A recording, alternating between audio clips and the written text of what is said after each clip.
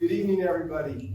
Really nice to see so many familiar faces tonight. Thanks for coming out for our last edition of our summer speaker series. We call our Two Medicine Voices speaker series. My name is Peter Metcalf, and I'm the executive director of Glacier-Two Medicine Alliance, and we're the local community conservation group that puts on this speaker series every year. I know, just looking around, we know almost everybody here, which is great. But if you're unfamiliar with our work, we encourage you to please stick around afterwards. We got a lot of information upstairs or on the table over here. But in short, we've been around since the 1980s.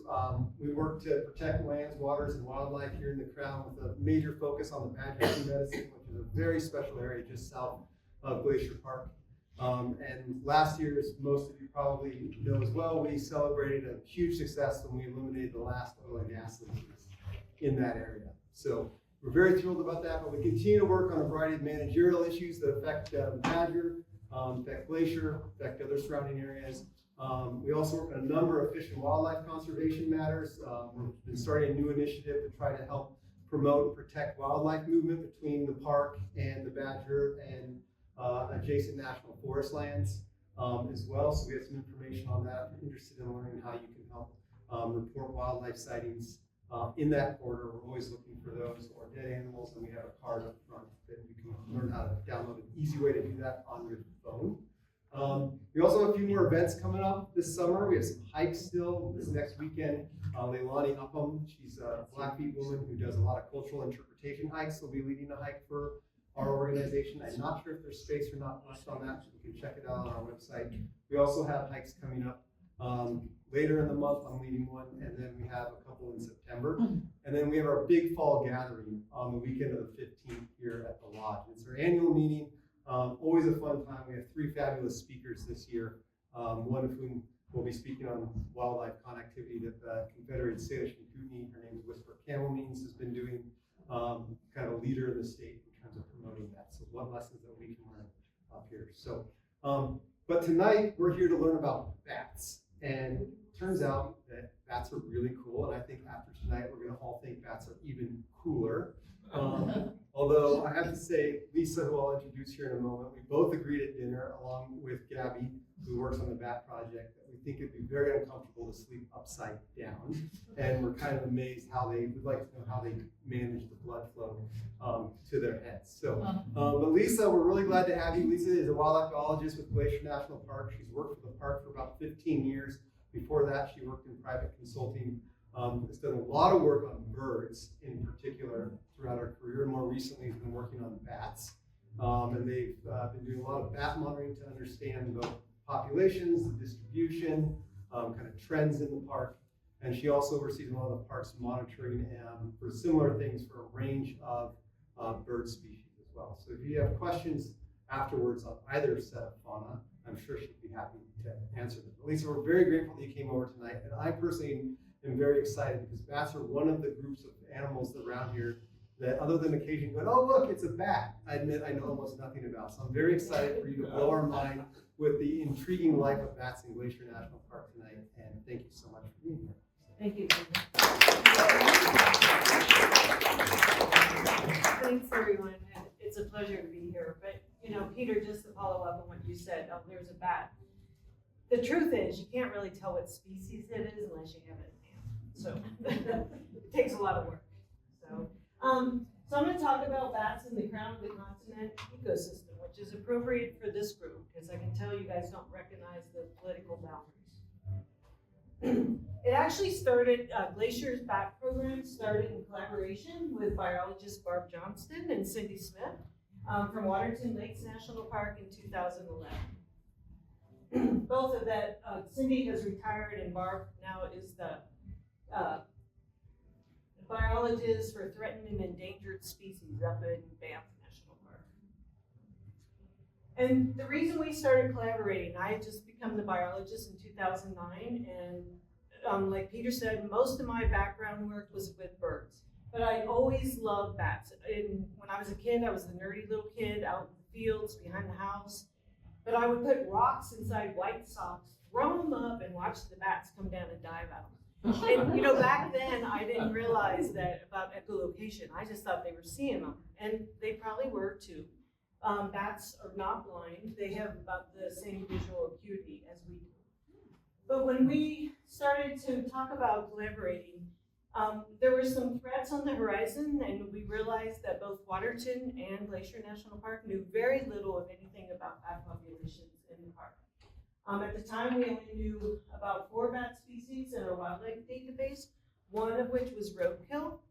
It was just found on the front of a truck. And we had only acoustic driving surveys have been conducted in Waterton. We did have some folks come in and do 2 acoustic recordings one night, but now that I've learned more about how hard it is to identify a bat species through acoustic recordings, I realized that it was really good that we were out there tracking. So we just needed to really learn what bat species we had or migrated through the park before we experienced potential massive losses of bats. So what were some of the concerns? I'm all about alternative energies, but wind farms in the wrong locations can wreak havoc with not only bats, but also bird species. And anyone that lives on the Rocky Mountain frontier understands that high winds, that's where a lot of these species choose to migrate because the wind helps carry them. Not all bats hibernate, some migrate. Some do a combination of migrating and hibernating. But these are some of our hibernating bats, the hoary bat, and it's our largest bat. It's about 16 inches long, about the size of my 2 hands put together. In the upper right's a silver-haired bat, and then the eastern red. So here are wind farms. So now there's a lot of work that before a new wind farm goes in, that there's a lot of studies done to see how many animals move through that area to try to reduce collisions. More scary was white nose syndrome. This was newly emerging wildlife disease. It was discovered in a cave in 2006. It was caused, we didn't know at the time what it was caused from, but some cavers went in and they noticed that there were dead bats laying on the ground, but they also noticed that they all had this white powdery fungus growing on their nose. And white nose syndrome is caused by a cold-loving fungus, and when you say cold-loving, it only grows in cold conditions. High humidity, cold, usually like 30 degrees up into the mid-40s. It's called Pseudogymnoastis destructans, and that is what causes white nose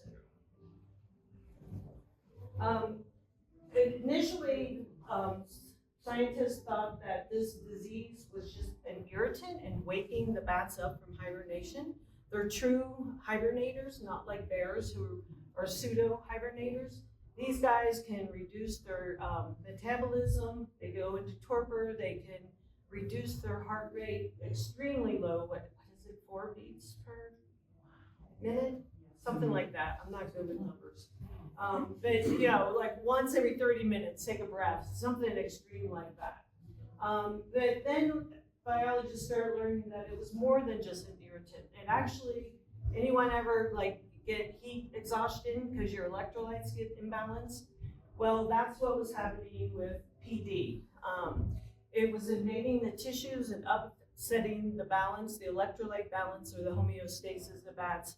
And it would cause them to arouse from hibernation and either go out and look for food because they were burning their fat reserves too fast, or they just were off kilter.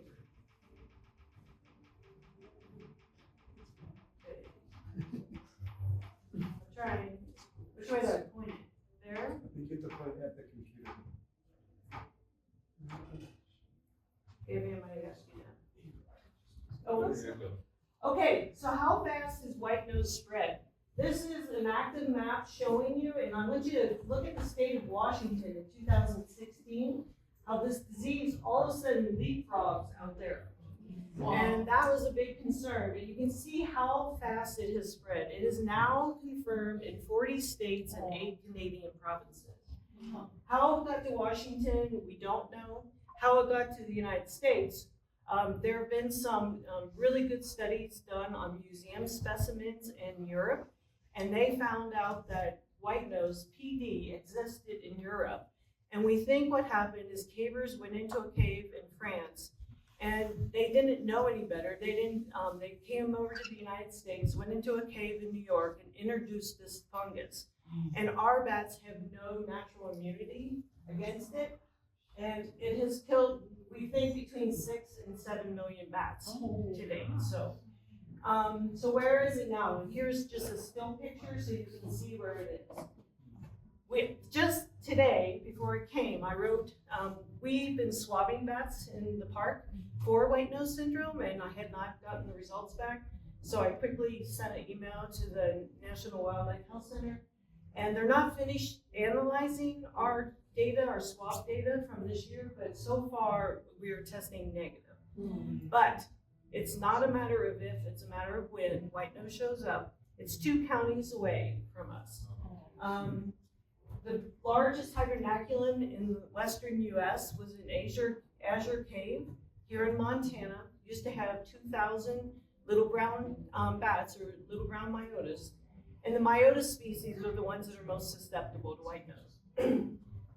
Once it arrived, biologists have confirmed they've gone back in and has killed 98% of the bats in the cave. So we don't have it yet in Glacier, but it's only 2 counties away from us. Okay. Maybe it's a leg. It's me and computers, Gabby. I always have computer issues. Okay, so how did we start? Cindy and Barb and I, we wrote an international proposal together to get funding to hire a biologist to help lead bat surveys in both parks. And we did not get that grant. Then I wrote another grant to the Glacier National Park Conservancy. They're our sister nonprofit, and they just support so many of our wildlife projects. And in the fall of 2010, it was November, I heard that I got the grant. I'm like, oh my gosh, I just wanted to get started. I had come to the park in 2009 as a biologist. I didn't know where any of the caves were. I knew we had them. I didn't know how to navigate in those caves. So the first thing I thought about, I wonder if bats hibernate in the caves and glaciers. And I said, well, how am I going to figure that out? Because most of our caves are in extreme avalanche terrain. And so I learned about these roost loggers that they operate on very low battery needs. And Hans Bodenhammer, he's the high school teacher at Big Fork High School and his cave club. And that's one of the ways I met Gabby Eaton here, my wildlife bat tech. She was a caver with Big Fork High School Cave Club for years. So these kids took me into 3 caves that first fall in November, and we deployed these roost loggers, and that's how we got started. And we now know that, as far as we know, we cannot say that we have any hibernaculum in caves in our park, but the bats do use our caves mainly in late summer, early fall, during what we call the swarming period. That's when they show up in these caves and they're mating. Okay. Oh, sorry. There you go. It worked. So it was really good having these kids with us and Hans, because you can see that it's not for the claustrophobic people. You do belly crawls to get in there, and you really have to climb, and it's just a whole different world. And Gabby is a big caver. Any other cavers in this audience? Gabby, you're the only one. In my youth, I did it. Oh, okay. So then we were able to hire Corey Lawson. She's a world-renowned bat biologist from Canada. And she led bat surveys both in Waterton and Glacier National Park in 2011 and 12. And we adapted the North American bat protocol and put a 10 square kilometer grid on both parks. And we tried to sample in as many of those grid cells as possible. We were interested, what bat species do we have? Where are they distributed? How rare are they? And then we wanted to build upon that and learn about migration corridors and overwintering. Okay, got it, yeah.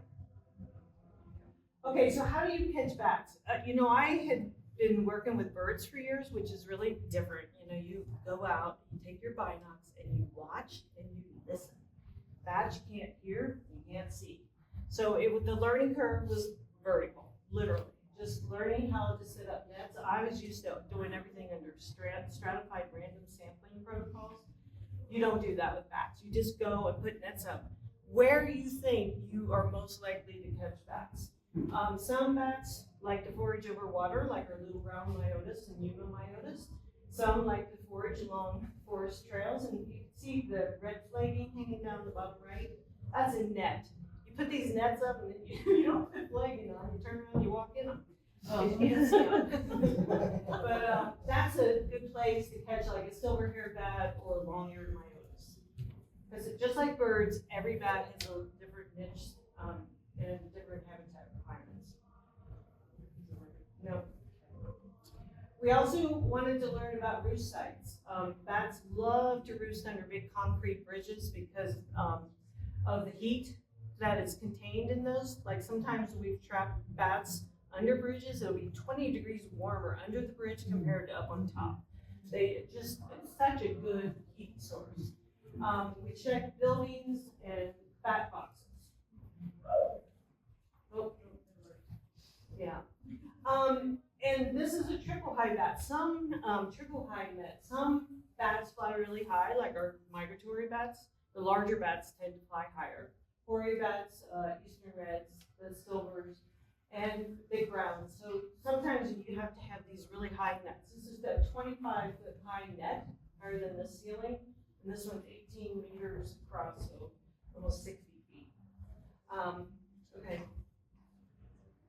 We also set up a lot of water nets. This is Louis Young. He was my premier volunteer for years. He passed away unexpectedly last April, and so all my techs and a lot of other volunteers have really stepped to the plate to fill his shoes, which were huge shoes to fill.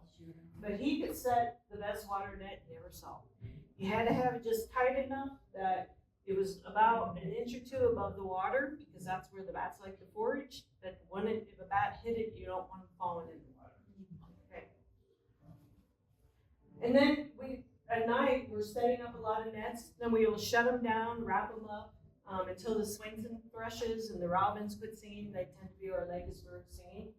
And then as soon as we don't hear birds or we see our first bat, we just rush around and open all the nets during what we call emergence. That's when the bats are emerging from their day roost sites to go out and forage. Okay. So this shows where we have trapped in the park thus far. We've almost hit most of our grid cells. You can tell that the parts that we're missing are like the wilderness areas up the Nyack and along the Continental Divide, high alpine areas. Little brown bats tend to be the most commonly captured bat. When we're lucky, we get to catch these hoary bats, which are just, first time I saw one, you would have thought I was in Papua New Guinea discovering a new species. I just was like, oh my gosh, it's so beautiful, and I just was like gushing everywhere. If you ever saw one, you'd understand. They're soft as a baby bunny, and just this gorgeous pattern. Okay. We also use acoustic surveys, and we use deployed acoustic detectors in places that are hard for captures, and to learn about migration patterns, like when are bats coming into the park, when are they leaving, and what are the corridors. And we've learned a lot about that, and we've learned that it changes a lot. And then long-term monitoring. Okay, let's put this. And this shows where we've had acoustic surveys. We do have, there it is. We have 3 long-term acoustic locations, and the reason for that is to get out migration and just possible changes with white nose coming, and then just to find out if bats are present in the park in the winter. And we have confirmed bats every month of the year, so we know they hibernate in the park. Where is probably a 1 in a billion chance of finding them, because if you think of Glacier and all the cracks and crevices in the mountains, we think that they probably are hibernating some of those cracks and crevices deep down where the temperature just is stable and humidity is the same, which in the long run is probably a good thing, because back east, the reason white-nose has decimated so many bat populations is because they hibernate in the tens of thousands. Our biggest hibernaculum out west has been 2,000. So if our bats are more widely distributed in their hibernacula, that's a good thing. This is one of our long-term acoustic detectors. It took me 4 years to figure out how to get these things to go through the winter. I learned a lot about electricity and a lot about batteries. But we finally got it working, and this is at the Belly River Ranger Station. Talking about acoustics, I've learned a lot about it and how some birds, just like if anyone used the Merlin map here, do you ever get Merlin telling you you're hearing a bird that you know is not in this area? Yeah. There are a lot of mistakes. Same thing with bats. It is extremely difficult to definitively identify a bat call using acoustics.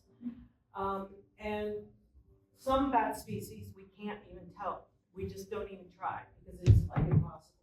So you can see these are all the different frequencies of different bats. And let's see. Right in here, where's Milo? Milo's over here. They were more of a high frequency. The Yuma myotis is similar shape, but it starts 10 kilohertz higher, the bottom of that acoustic, that inflection. Okay, next. We have a program called Sonobat. It uses like over 80 different algorithms or equations to figure out what bat species you have. Super complicated. But you look at the frequencies, like what's the highest frequency, what's the characteristic frequency, where's the power, the really like punch.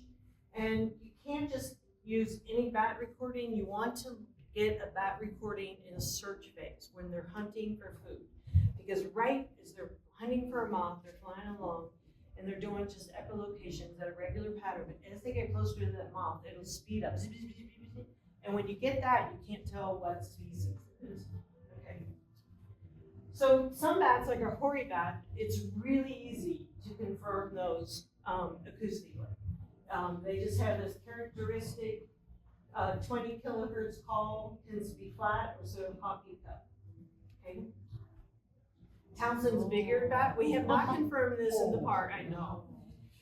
This was just outside the park with, I was doing a going batting field trip with Louis Sean, and Gabby was there, and Gabby's like, I got something really different. It's got big ears. And I'm going over there thinking, oh, she's got a long-eared myotis.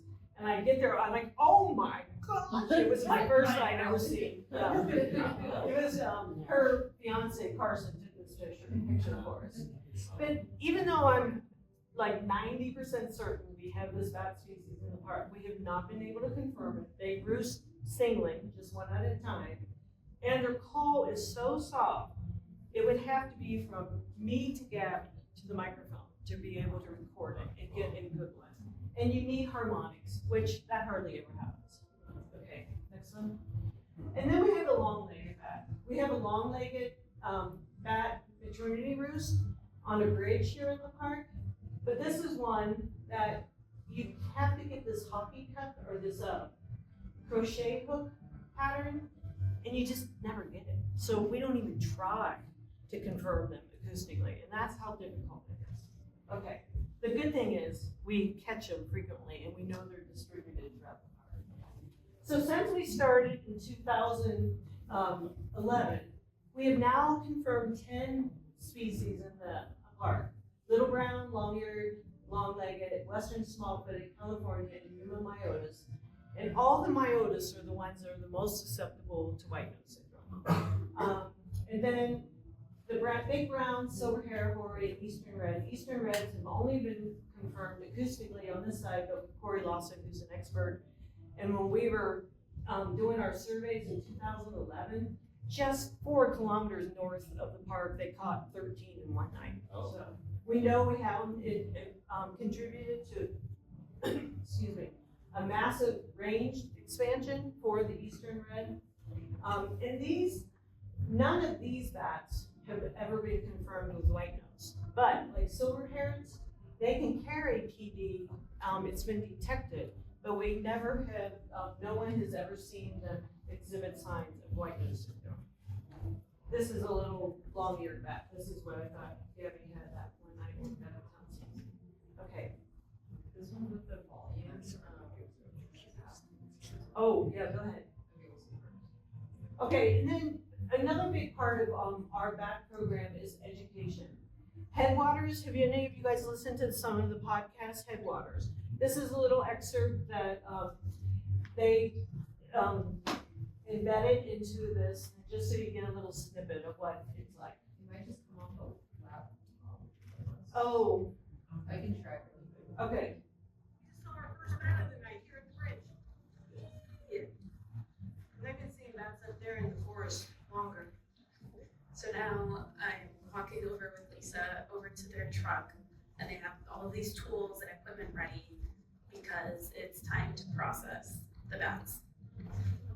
Try to process them as soon as possible.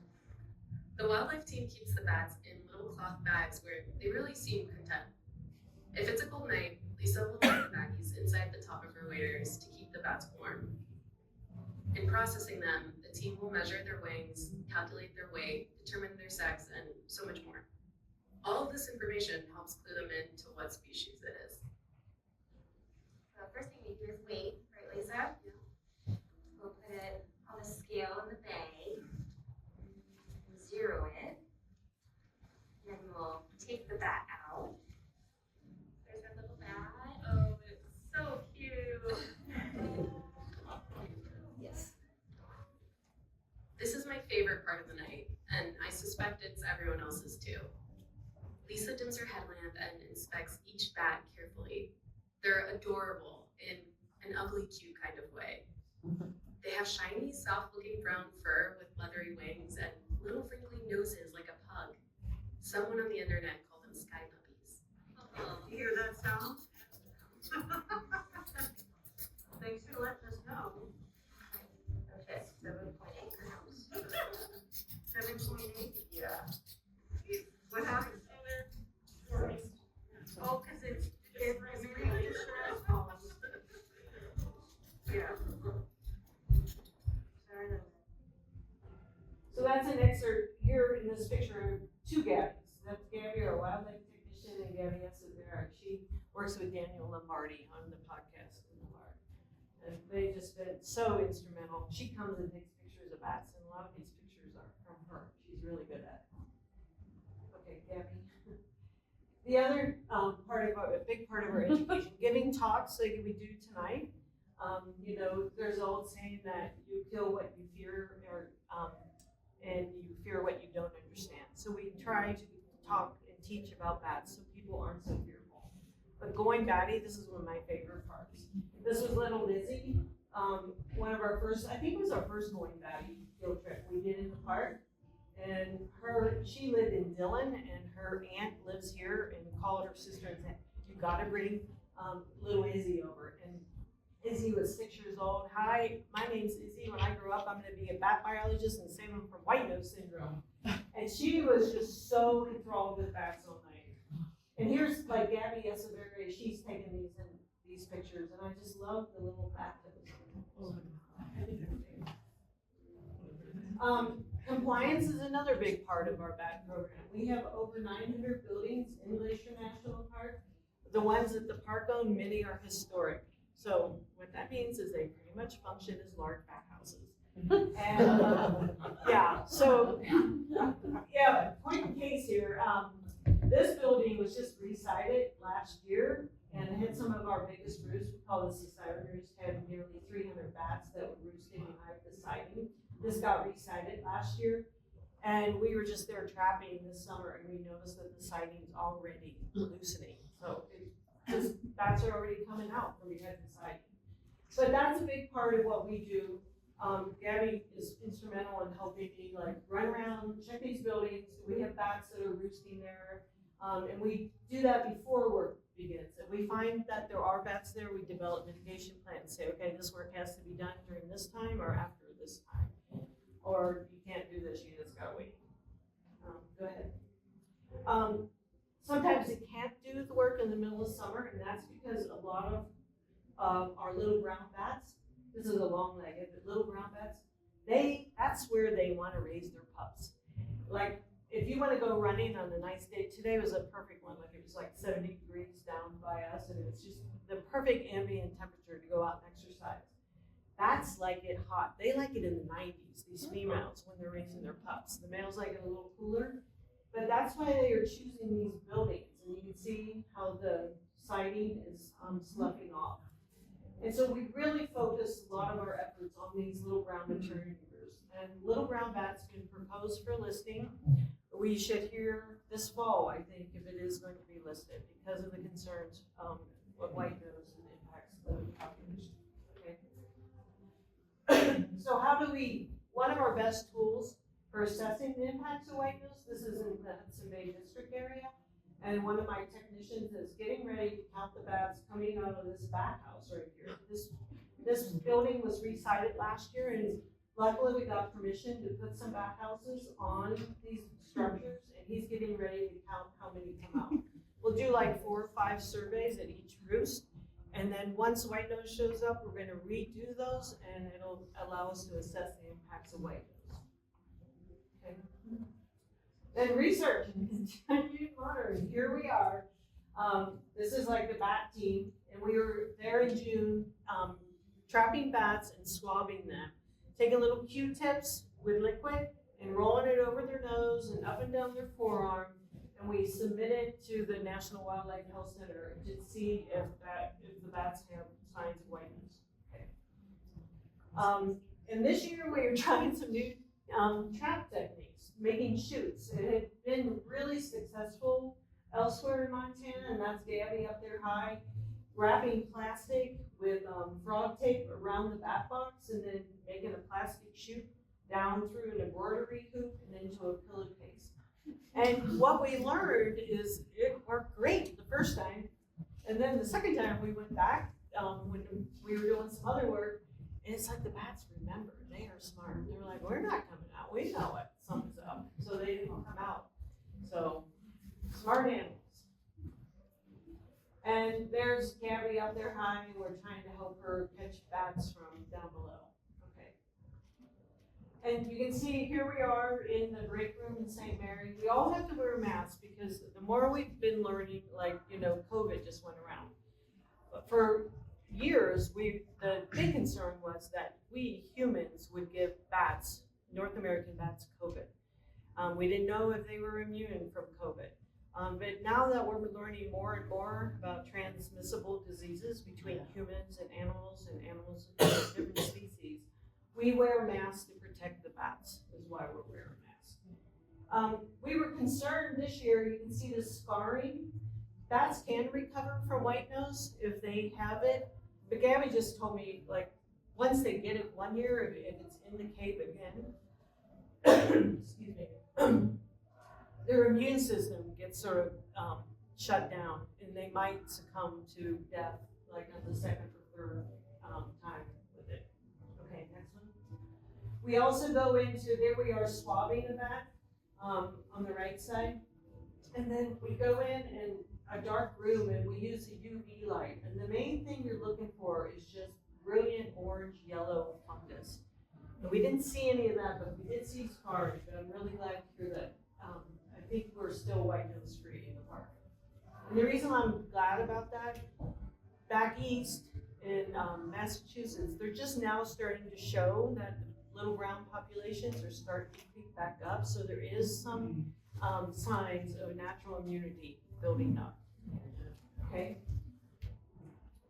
Now for the exciting news. I brought Gabby with me. She's been working with me as a wildlife technician for 3 years. She's ready to go back to grad school. Guess what? She's going to start studying bats in January. We're actively fundraising with the help of the Conservancy again, and she's going to be working with bats. Okay? Again, bats like to roost in our buildings, but sometimes humans don't want bats in their buildings. So next one. And research up in Canada pretty much found that at this latitude, northern latitude, in these colder climates, that human structures are critical for bats for these maternity roosts. Okay, next one. But if you can't keep the bats in the building, what type of bat house is best? That's where the graduate student comes in. We've been brainstorming together, and we wrote a proposal last winter, and we've consulted with all the bat house experts in North America now, and that's going to be part of her project, looking at 2 different bat house sizes. Small and medium being this big in all 4 chambers, but 2 of each size will not be insulated and 2 will be. And we're doing a double layer insulation with water jackets and stiff insulation board, rigid insulation board. Okay. And then this is what's really exciting. This came together so fast. Last year I heard our park vet talking about how she had been vaccinating bats for white nose. I'm like, what? And I knew that this research had been happening in the laboratories. Well, we were lucky enough to have a meeting with her, and then Tony Rilke, she is the USGS epidemiologist. She and her team who developed a vaccine for white nose. And this past summer, we started vaccinating bats in the St. Mary area for white nose syndrome. And what's really exciting is just here in Montana and then one other site in Idaho, we're doing it preemptively. It's sort of like when COVID came around and, before you got COVID, you could choose to go get a vaccine. We are choosing to vaccinate some of our bats pre-white nose arrival to see what the impacts are. Everywhere else they're testing it already has white nose. Okay. So 1st of August, this was our national team. We had Tony fly in from Wisconsin. We had Pete fly in from Georgia. He's the Southeast White Nose Syndrome coordinator. This sort of blew my mind talking with him. He's like, I'm so excited to hold a little brown bat, And we're always excited to hold something different because the little browns are so common. But you know what? They don't have little browns there anymore. White nose is decimated, so extirpated them in that area. They will come back, but I was like, wow, that really had an impact on me. And then back here, Jonathan Reichert, he's second in command in the nation for white nose recovery. He had never seen bats vaccinated. So we just had this rock star group of scientists and biologists and staff come from all over to help us trap enough bats, and we were successful. Okay, go ahead. In 2 nights, we trapped 165 bats. Half of them got the vaccine, half received a placebo. That's Tony vaccinating the bat there. That's Gabby in the background with her red mask on. And now, at the same night, what's that? I was wondering how you're gonna track it. Yeah, 2 different ways of tracking. We learned how to ban bats. And so next spring, when they come out of hibernation, we will be returning there, recapturing. We're gonna run this vaccine program for 3 years in a row. And we will be tracking which bats come back, whether or not they receive the vaccine or placebo. The other way that we're going to be doing, next one, is using pit tags. So the bats receive both a pit tag under their skin and a band on their forearm. And here, Gabby and Ava are the morning after. They're using these pit tag recorders or detectors and holding them up to where we have been trapping bats to see if any of our bats had stayed in the area. From what we heard, they move, they'll go to a different roost the night after being trapped, even if they're not pit tagged.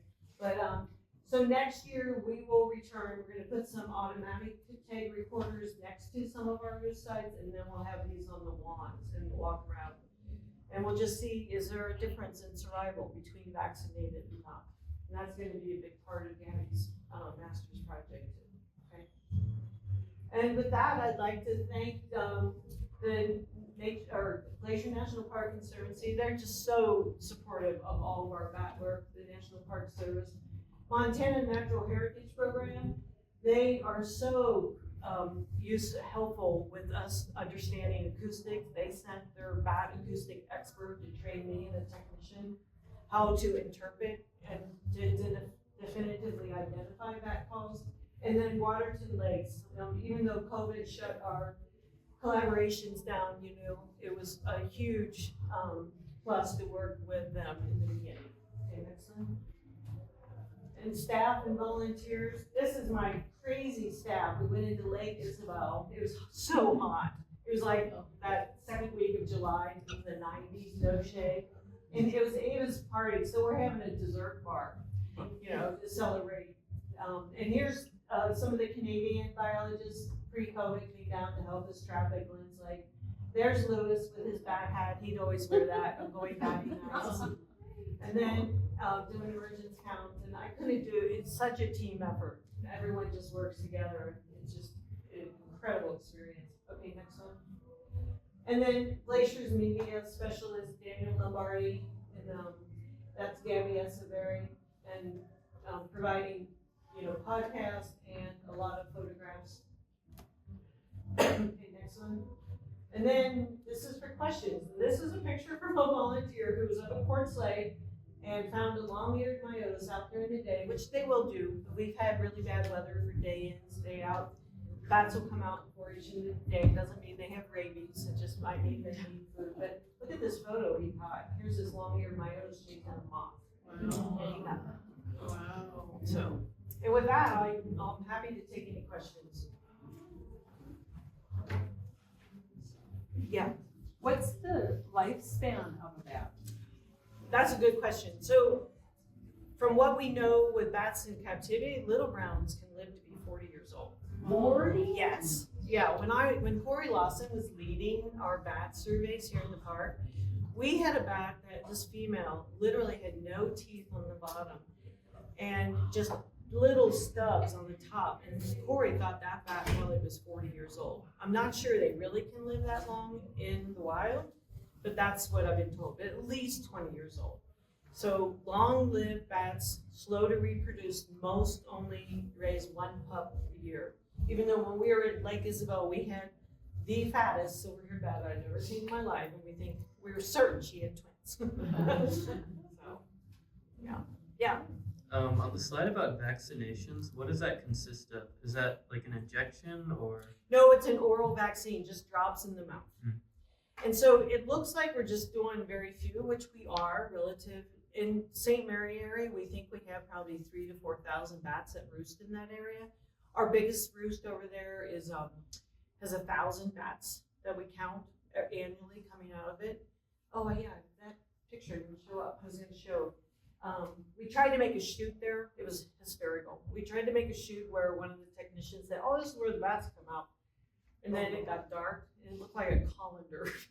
Bats were just coming out everywhere outside the building. So, but Tony is really trying to develop a vaccine with the right viscosity to put at the base, the landing board of a bat box. So when they land there to climb up into the bat box, they get this sticky substance on their fur, on their feet, and they got to go in and they'll lick and preen themselves. And so she's really trying to experiment with that. So far, she has not been able to get the viscosity right because temperature and humidity changes so much. But that is what she's focused on next. Yeah. When you guys figure out what bat box works best, we'd like to buy one. We could be part of your. Yeah, and we've had people reach out to us, and if you live like in Glacier or right next to Glacier and you have the right building, so what we're going to be doing is putting 2 bat boxes on the same side of a building, one insulated, one not, and it has to have at least 6 hours of sunlight. They're going to be all brown. Everything's going to be standardized. But we do need, large sample size. Gabby's working with the Big Fork High School shop teacher, and they've agreed to make a lot of these bat houses. It takes a lot of energy, and then a lot of time to make bat houses, and also the Glacier National Park Volunteer Associates have agreed to help us. But, it's a good question because Montana has its first bat biologist, Shannon Hilty, ever, and she started this year. And Bat Conservation has bat boxes that they recommend that people can build. It's a great, Girl Scout project, build your bat box, put it up. But really, hardly any research has been done. Is this a good thing or not? It's sort of like bluebird boxes. For years out west, people used the same hole diameter for the eastern bluebird. And it took years for people to realize that bluebirds weren't using those boxes because our bluebirds are an 1/8 of an inch larger. They needed an 1/8 of an inch larger hole. So this will be some of the first research really done on bat boxes with bats in them. We're going to be putting hobo loggers in them and temperature readers. The few bat box studies that you've read about have been empty. So you can imagine that really changes with bodies in a box. So, yeah, I think you have the word next. I was wondering, when you talk about immunity to the white nose syndrome, can you breed that between populations? Does it even work like that? I don't think we know that yet. I know, because I wondered about that too, all of these females that we just vaccinated, they still were nursing. It was a really late year for pups. We were vaccinating August 1st. A lot of the pups weren't bowling yet. That means they couldn't fly. They still were nursing on their mamas. And whether or not, we don't know. But when we did find a young female pup, we vaccinated them too, or they got the placebo. So maybe we will find out, but we had a very small sample size of pups this year, didn't we? Yeah, okay. Quick comment and then a question. The comment is, have you communicated with Bob Jellison about the possible help for building black boxes? Yes, his shop built a back box for us that we thought we were gonna hang it on Hungry Horse Dam. And Lewis, my friend Lewis and I, we went and consulted there, got the back box built, and then it turned out Hungry Horse said no, because it's a historic structure.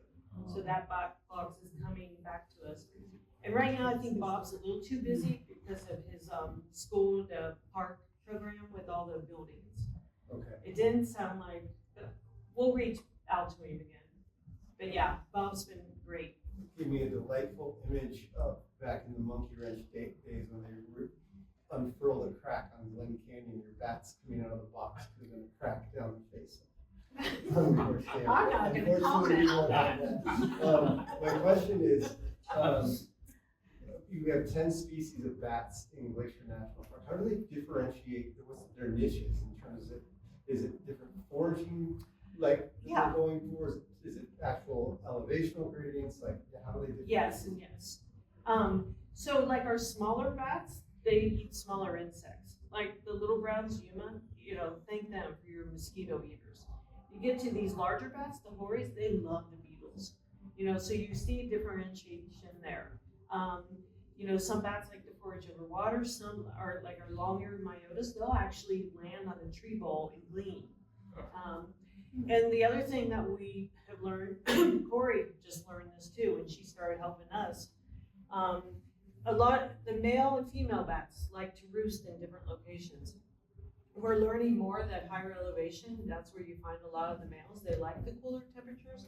They can go into torpor and preserve resources more. So, and I think a lot we just don't know. But all the bats eat something slightly different. You want to add anything, Gabby? Yeah. Okay. And the other thing is, most of the bats that you see, that are probably the myotis flying around. If you ever see a really fast-moving bat flying straight, that's probably one of our larger ones, like the hoary or big browns or silver-haired. They tend to fly higher to treetops, and that's why we use the triple highs. And they go for the larger beetles and things like that. And they roost in different places, like myotis will roost in snags, trees, cavities, old woodpecker holes, buildings. Hoary bats are super cool. You'd have to have telemetry, a transmitter on them. But in the studies that have done research on hories, it's super cool. They love to go up in like the cottonwood trees, and they wrap their Europatagium, their tail, around them. It's just really like a soft blanket, and then they wrap themselves in a leaf like a cottonwood leaf, and that's where they roost. So very different. Yeah. Yeah, like in eastern Montana, a lot of the bats roost in little rocks and crevices out there. So they're all different. It's hard to do telemetry on them. I helped volunteered on a project. Bats weigh so little, and the little transmitter you put on, you work on that too. You glue it onto their back, but if you get 2 weeks out of it, it's really good, isn't it? We had 8 days on it. 8 days. And most of the time, that wasn't the case. They would chew it off themselves. Yeah. So super hard. You need super, super powerful receivers, sort of like the ones that Tim Manley, when he flies around for his grizzly bears, they thousands and thousands of dollars to pick that up. But we did apply to get some transmitters in the park, and we were competing with Cascades National Park, and they chose them over us, and they're like, your mountains are too big, not going to be successful. And I think that's true. We haven't tried it, so we're trying the pig tag approach instead. Yeah. So, if my memory doesn't fail me, I think I went to a lecture in Missoula about bats, and they were talking about finding some of the bats wintering in the boulder fields up Yep. on Lolo Beach and some of the other. Have you guys had any indication that they were doing that in Glacier? Yes, we have. Eric Peterson, who just finished his Army cutworm moth project with the grizzly bears, one of his workers reported hearing bats up there. We know Yellowstone did a telemetry project, and sure enough, in early fall, I think it was September, late September, they put transmitters on them. They were trying to find out where they were hibernating. They only found out where they were roosting. They didn't stay on that long, but they were roosting in the giant talus slopes, the big boulder fields. Yeah. But they would emerge every night and they'd fly 7 miles away to forage, but they'd come back and roost. And so Gabby and I talked about that before we knew the vaccination program was a possibility. But we were talking about trying to go up to these talus slopes and either test an eDNA, because I have another graduate student working on eDNA, or using the dog sniffers. I have a volunteer who just got a new puppy, and I gave her back one and a bat, and she's training it to detect a little brown roost. And so down the road, we might be doing something with that. And I could see us maybe exploring talus slopes with that. There's so much to know, and none of it's easy.